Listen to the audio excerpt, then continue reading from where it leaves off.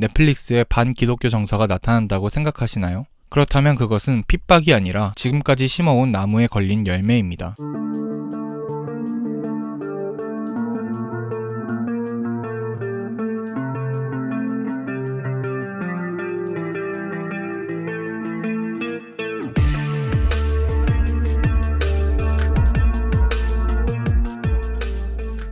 안녕하세요. 가나안입니다입니다. 넷플릭스에서 또 하나의 괜찮은 작품이 나왔는데요.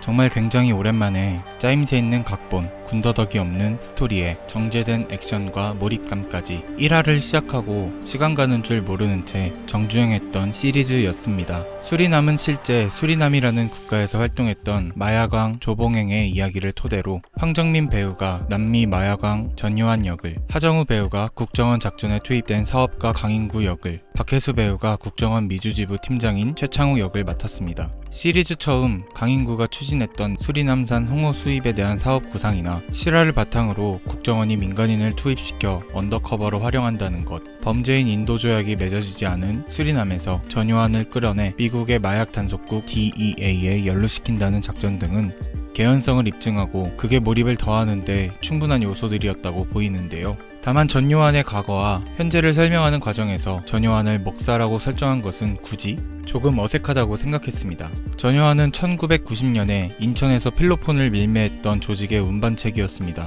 경찰의 대규모 검거 작전에서 홀로 도망친 그는 3년 후 건설회사를 가장하고 정부와의 커넥션이 있다는 거짓말로 투자를 받으며 필로폰을 유통했습니다. 그런데 그마저 안기부의 그물에 걸렸고 다른 계책으로 생각해낸 것이 교회 목사였습니다. 그가 목사를 하고 신도수 12,000명까지 교회를 흥하게 할 수 있었던 배경은 그가 사기 활동으로 익힌 언변과 필로폰이라고 설명합니다. 목사는 그냥 말빨만 좋으면 교회를 부흥시킨다는 걸까요? 이에 대해서는 뒤에서 더 다루겠습니다. 한 가지 더, 성찬식의 필로폰이라니 마약 효과를 영적 체험 정도로 생각했던 모양이죠. 어느 정도 말이 되는 것 같고 정말 신비주의 영적 체험을 엑스터시로 생각하는 사람들이 있을 것 같아 소름이 돋는 부분이었습니다. 어쨌든 넷플릭스 시리즈 수리남에서 목사에 대한 평가는 여기에서 굳어지는 것 같습니다. 언변으로서 사람들을 홀리고 그 의도대로 나쁜 짓을 도모할 수 있는 사람. 시리즈 중반까지 전요한이 목사로 있는 수리남 한인교회에서의 사이비적인 행태를 보여주긴 하지만 이후에는 극의 진행에 특별한 영향을 미치지 않는다는 점에서 굳이 목사라는 설정을 넣지 않았어도 됐겠다는 생각을 했습니다. 강인구가 수리남에서 전요한을 만나게 하는 역할로도 강인구의 부인이 기독교인이었다는 점을 활용하긴 했지만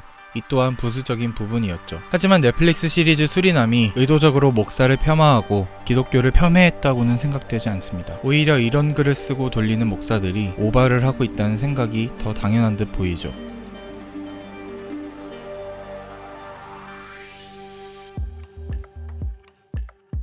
본인들이 믿는 것이 정말 진리라고 한다면, 본인들이 똑바르게 신앙생활 및 교회 목회를 했다면 이런 것을 위험 요소로 생각할 필요가 있었을까? 실제 남미국가 수리남이 넷플릭스 수리남에 대해서 자국가를 폄훼했다는 식으로 우리나라 정부에 진정을 제출했다고 하는데 실제 수리남이 어떤 모습일지 오히려 뻔해지는 부분이었습니다. 다만 넷플릭스 시리즈 수리남에서 사이비 종교로서 전요한의 교회를 묘사했고 극중 전요한과 그의 수하들이 보여주는 맹신적인 믿음, 불의한 일을 하면서도 종교적 모습을 하고 있는 이중성 등에 대해선 비판적인 시선을 가지고 있다고 볼 수 있을 것 같습니다. 극중 전요한과 그를 따르는 무리들이 사용하는 언어 표현을 보면 대부분 이렇습니다. 내가 형제님을 꼭 다시 한번 뵙고 싶다고 간절히 기도를 드렸더니 하나님이 이에 응해 주신 겁니다. 아멘. 목사님 소명을 받드세요. 너 사탄 들렸어? 주의 이름을 부르는 자는 구원을 얻으리로다.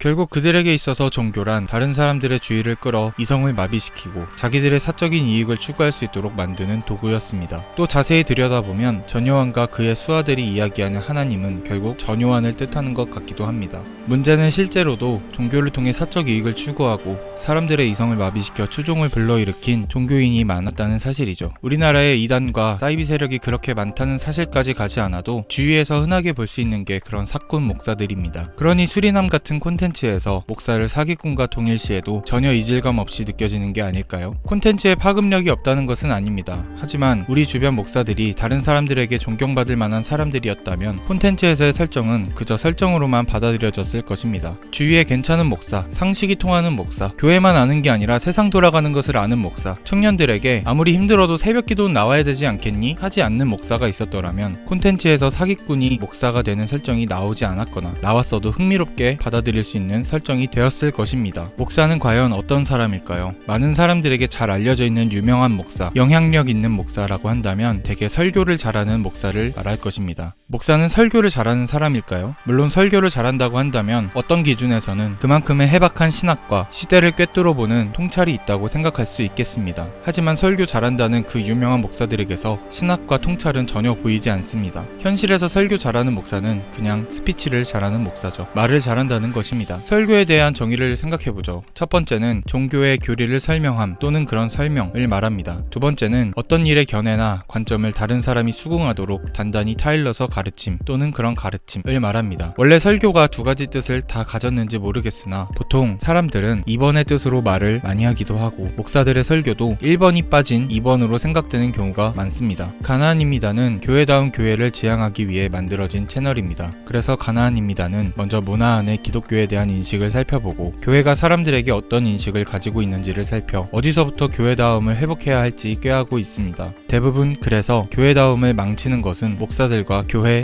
지도자들이었습니다. 하지만 요즘은 더 무서운 생각이 듭니다. 80년대 이후 1세대 카리스마적인 목사들이 대부분 은퇴를 했습니다. 그리고 그 밑에서 자기 욕망을 누르고 벼르고 있던 장로라는 사람들이 이제는 자기 힘들을 뻗치려 합니다. 그들은 2세대 목사들을 주무를 수 있는 힘을 가지게 되었습니다. 그들은 목사를 선발하기도 하고 목사의 생계를 잡고 흔들 힘을 가지고 있습니다. 장로들은 자기들 색깔에 안 맞고 마음에 안 든다는 이유로 목사를 쫓아내기도 하고 사례비를 깎겠다고 협박 아닌 협박도 합니다. 그런 상황 가운데 혹여 목사다운 목사들이 있었다고 한들 신학과 통찰을 담은 설교를 할 수 있었을까요? 그러니 이런 성경 겉핥기식의 설교, 시대와 상황에 전혀 무관한 설교들이 공산품처럼 쏟아지고 있는 것입니다. 자신의 이익만 추구하고 안전하게 체제를 따르는 목사들도 문제지만 그런 목사들을 병풍처럼 세워두고 또 다른 욕망을 실현시키고 있는 장로들이 더 무섭습니다. 그리고 우리도 생각해봐야 합니다. 단순히 설교 잘하는 목사, 아니 신학과 통찰이 없어도 그저 스피치 잘하는 목사들을 원하는 사람들이 있기 때문에 좋은 목사를 스피치 잘하는 목사로 정의하기 때문에 오늘날과 같은 사단이 온 게 아닐까요?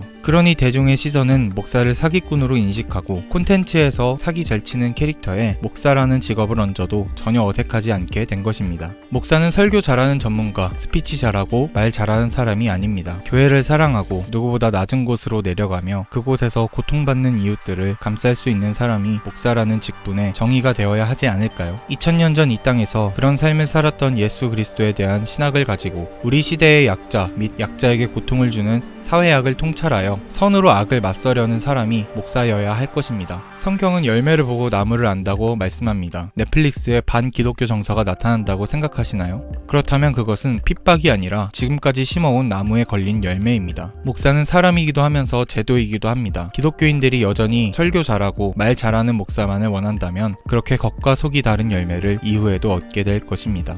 가나안입니다는 예수님을 믿고 교회를 너무나도 사랑하지만 한국교회 현실에서 한계를 느끼고 지쳐있는 모든 분들을 위한 새로운 형태의 공동체가 되고 싶습니다. 가나안입니다의 영상에 공감하신다면 구독과 좋아요를 통해 힘을 모아주시고 댓글로 더 좋은 생각들을 나눠주시기 바랍니다. 무지성의 댓글들은 같이 무지성으로 대응할 예정입니다. 여러분과 나누고 싶은 이야기들이 너무나 많습니다. 다음 영상으로 함께 찾아뵙겠습니다. 감사합니다.